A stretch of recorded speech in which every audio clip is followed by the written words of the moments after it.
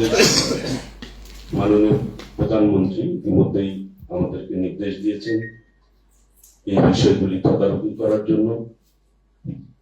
আমাদের যে নির্বাচনী ম্যানিফেস্টো রয়েছে,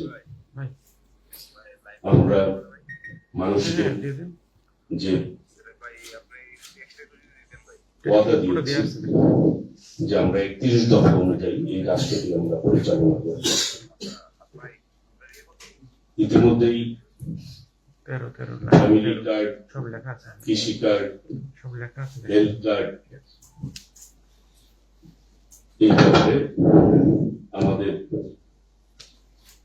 পক্ষ থেকে দ্রুত উদ্যোগ গ্রহণ করা হবে।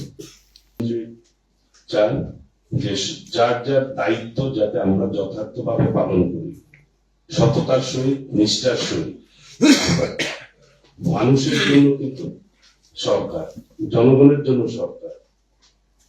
বিএনপি সকল সময় আমাদের আদর্শের জনক শহীদ রাষ্ট্রপতি জিয়াউর রহমান জনগণের কল্যাণে কাজ করেছেন এবং জনগণের উপকারের জন্য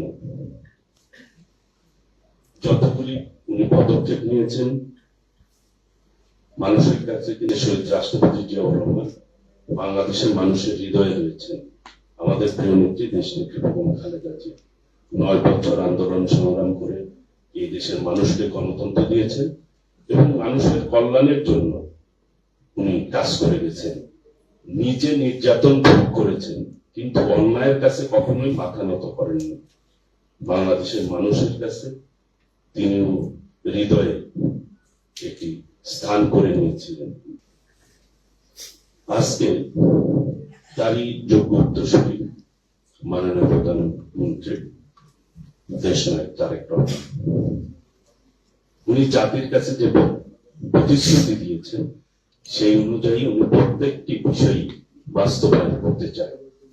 আমাদের উচিত হবে আমরা যাতে যার যার জায়গা থেকে উনি যা চান, এই দেশটিকে এগিয়ে নিয়ে যেতে চান, দেশের মানুষের কল্যাণের জন্য উনি কাজ করতে চান, সেই ব্যাপারে আমরা যাতে আমাদের জায়গা থেকে সবাই তাকে সহযোগিতা করি এবং আমাদের দায়িত্ব আমরা যাতে নিষ্ঠা সততার সাথে সেই দায়িত্ব যাতে পালন করি।